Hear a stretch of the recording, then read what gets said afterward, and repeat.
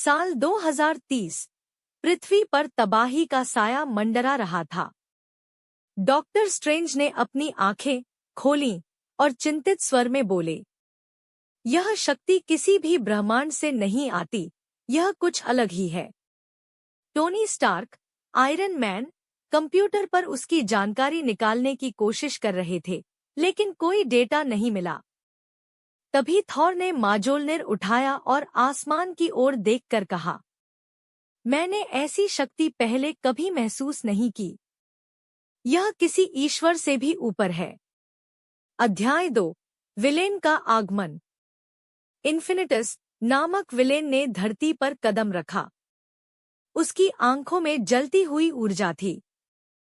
उसके कदमों से धरती कांप रही थी। इन्फिनिटस ने कहा, मैं इस दुनिया को नहीं, पूरे ब्रह्मांड को खत्म करने आया हूँ।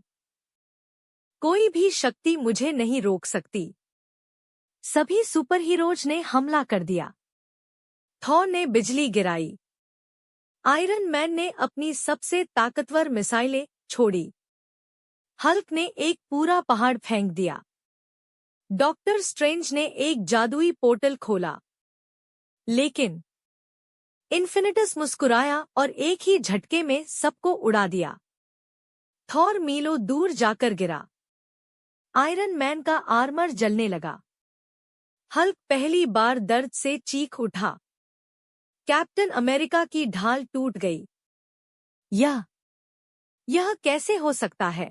टोनी स्टार्क ने पहली बार हार मानने जैसा महसूस किया। अध्याय 3, अंतिम आशा।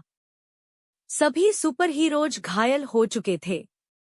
तभी स्पाइडरमैन धीरे धीरे उठा और टूटी हुई आवाज में बोला, हमें उसे ताकत से नहीं, दिमाग से हराना होगा। डॉक्टर स्ट्रेंज को याद आया कि इन्फिनिटस सिर्फ ताकत नहीं, बल्कि ब्रह्मांड की अनंत ऊर्जा से बना था। अगर उसे नष्ट करना है, तो ब्रह्मांड की ही शक्ति का उपयोग करना होगा। आयरन मैन ने एक प्लान बनाया। थॉर ने अपनी बिजली को केंद्रित किया। डॉक्टर स्ट्रेंज ने एक अल्टीमेट स्पेल तैयार किया। अब केवल एक ही मौका था। अध्याय 4, अंतिम युद्ध। आयरन मैन ने अपना आखिरी इन्फिनिटी ब्लास्ट छोड़ा। थॉर ने अपनी बिजली पूरी ताकत से छोड़ी। डॉक्टर स्ट्रेंज ने टाइम रिवर्सल स्पेल चलाया। इन्फिनिटस चिल्लाया, नहीं। पूरा ब्रह्मांड कांप उठा और अचानक इन्फिनिटस गायब हो गया। लेकिन टोनी स्टार्क जमीन पर गिर चुके थे। उनकी ऊर्जा खत्म हो चुकी थी। आयरन मैन ने अपनी आखिरी सांस ली और कहा, यह सब इसी दिन के लिए था।